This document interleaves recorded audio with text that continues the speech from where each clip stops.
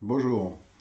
Les grands médias vous mentent en permanence, mais pas seulement avec des fausses informations, aussi avec des manques, c'est-à-dire des informations vitales pour le pays, mais que les médias reçoivent l'ordre de ne surtout pas diffuser. Donc aujourd'hui, vous avez une multitude de Français qui réclament la démocratie, qui réclament le Frexit, qu'on sorte de l'Europe, etc. Mais simplement parce qu'ils ne sont pas informés. Alors je vous laisse en présence de personnes qui vont vous donner déjà beaucoup plus d'informations et je compléterai avec l'information de l'opération qui commence. Bien. Mesdames et messieurs les officiers généraux, mesdames et messieurs les colonels, officiers et sous-officiers, camarades de la gendarmerie, de la police nationale et des douanes, l'heure est grave. La nation et le peuple français sont en grand danger et nous demandons la protection des corps constitués, dont je fais d'ailleurs partie. Certains parlent d'une guerre, oui c'est vrai, mais il s'agit d'une guerre contre les nations et contre leur peuple. En réalité, nous pourrions plutôt parler d'un coup d'État à peine déguisé de l'oligarchie mondiale, des industries pharmaceutiques, des grands fonds d'investissement, des biotech, newtech, des cartels toxiques qui surfent sur des plus-values à 3 et 4 chiffres à notre détriment. Les coups d'État ne sont plus le fait des militaires, mais plutôt le fait d'hommes d'affaires prédateurs en col blanc et si riches qu'ils peuvent acheter des pays entiers et mettre à leurs bottes leurs gouvernants. Ces maîtres de l'ombre sont des véritables prédateurs, des psychopathes qui tyrannisent les peuples en accaparant les pouvoirs, en imposant des normes toujours plus scélérates, liberticides, destructrices et toxiques, des normes qui vont dans le sens contraire des intérêts fondamentaux des nations et de leurs citoyens. Nous ne pouvons pas rester impassibles. Notre devoir est d'agir. Le devoir de réserve et de mise jusqu'à un certain point, mais lorsque la population et la nation sont en grand danger, alors le devoir de protéger et de faire cesser de telles actions prévaut sur le silence et la réserve.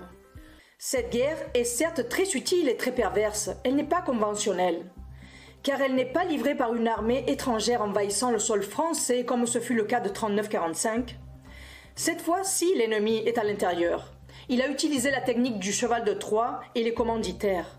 Des oligarques internationaux tout-puissants se comportent comme des organisations mafieuses qui utilisent pour arriver à leur fin les leviers de pouvoir des États-nations.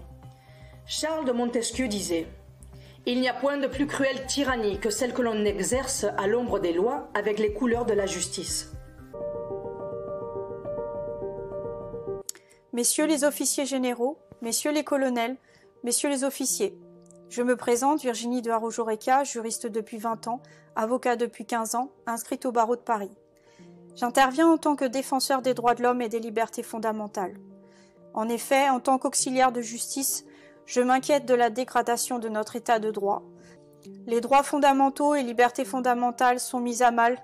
D'après l'article 16 de la Déclaration des droits de l'homme et du citoyen de 1789, toute société dans laquelle la garantie des droits n'est pas assurée, ni la séparation des pouvoirs déterminée, n'a point de constitution. C'est pourquoi je m'adresse à vous, étant donné l'urgence de la situation.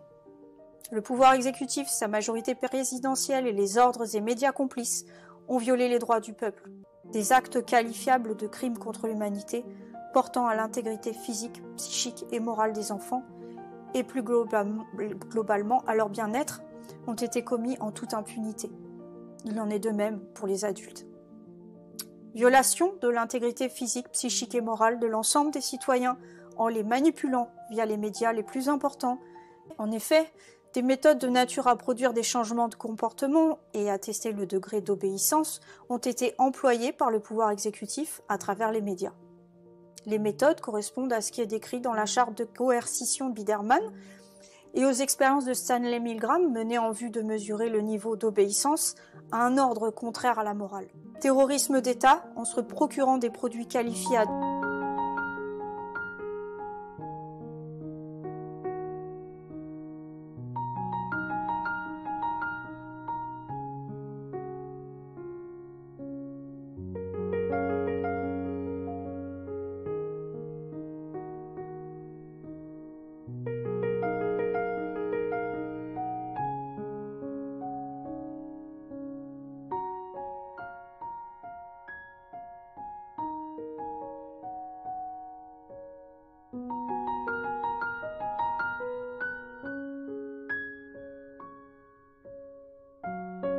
entreprises individuelles ou collectives, ayant pour but de troubler gravement l'ordre public par l'intimidation ou la terreur, atteinte aux intérêts fondamentaux de la nation. Les intérêts fondamentaux de la nation, comme vous le savez, sont l'intégrité de son territoire et sa sécurité, la sauvegarde de sa population, des ressources naturelles, économiques et culturelles.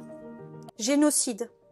D'après l'article 211.1 du Code pénal, constitue un génocide le fait, en exécution d'un plan concerté tendant à la destruction totale ou partielle d'un groupe national, ethnique, racial ou religieux, ou d'un groupe déterminé, à partir de tout autre critère arbitraire, de commettre ou de faire commettre, à l'encontre de membres de ce groupe, l'un des actes suivants: atteinte volontaire à la vie, atteinte grave à l'intégrité physique ou psychique, soumission à des conditions d'existence de nature à entraîner la destruction totale ou partielle du groupe. Je rappelle à ce titre qu'une plainte pour génocide a été déposée le 1er décembre 2020 par Madame Bonny, un ancien médecin militaire formé aux maladies infectieuses et à la prise en charge de catastrophes sanitaires. Je rappelle également à toutes fins utiles que d'après l'article 73 du Code de procédure pénale, dans les cas de crimes flagrants ou de délits flagrants punis d'une peine d'emprisonnement, toute personne à qualité pour en appréhender l'auteur et le conduire devant l'officier de police judiciaire le plus proche. D'après l'article 10 de la Déclaration des défenseurs des droits de l'homme et des libertés fondamentales de l'ONU, en date du 8 mars 1999, nul ne doit participer à la violation des droits de l'homme et des libertés fondamentales en agissant ou en s'abstenant d'agir quand les circonstances l'exigent. Et nul ne peut être châtié ou inquiété pour avoir refusé de porter atteinte à ses droits et libertés. Camarades des corps constitués, je vous parle en tant que policière, mais aussi en tant que mère. L'ennemi a toujours une longueur d'avance sur nous. Il s'est infiltré, manipulé, abusé de la bonne foi ou de la crédulité, diviser, corrompre, calomnier, discréditer, démobiliser, intimider ou menacer si l'on n'adhère pas à son organisation mafieuse et à ses plans macabres. Il faudra donc faire preuve de beaucoup de résolution, de détermination, d'engagement personnel, d'union, de perspicacité, de discernement, mais aussi d'une grande intelligence pour déjouer les pièges de ces organisations de type mafieuse et mettre un terme à leur œuvre destructrice et machiavélique qui ne prendront fin que lorsque les coupables seront mis hors d'état de nuire. Alors, le moment de se positionner est venu. Dans quel monde voulons-nous vivre ? Dans un monde d'esclaves, sans liberté, où notre corps et notre santé ne nous appartiennent plus, un monde sans chaleur, sans liberté, sans humanité et sans amour. Nous ne sommes pas rentrés dans les corps constitués de la nation pour être complices de tels projets démoniaques. Que dirons-nous à nos enfants quand ils nous demanderont pourquoi nous n'avons pas enquêté?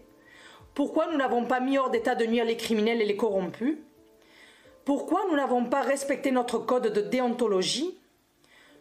Protéger et servir les citoyens et les citoyennes, tel est notre devoir et notre obligation. Ne l'oublions jamais. Voilà, tout ce qu'il manquait jusqu'à présent, c'était un ordre d'exécution, un ordre d'arrestation des criminels qui soit légitime, qui provienne légitimement de la plus haute autorité. Et il fallait aussi un commandant général qui puisse unir les différentes forces armées. Ce commandement général va être mené par un officier du renseignement militaire qui se nomme MAB et qui prend en main la totalité de l'opération. Messieurs des forces armées, avec les arguments présentés par ce policier et cet avocat, vous avez toutes les informations. Vous avez été manipulé malgré vous et amené à vous conduire de manière à servir la mafia. Ça a été une escroquerie dont vous êtes victime, on en est bien conscient. Et donc maintenant, vous avez la possibilité de sortir de cette escroquerie en rentrant dans le juste droit. En attendant, dans le lien sous cette vidéo se trouvent tous les détails de la transition pour cette période pendant laquelle les Français pourront rédiger leur nouvelle constitution.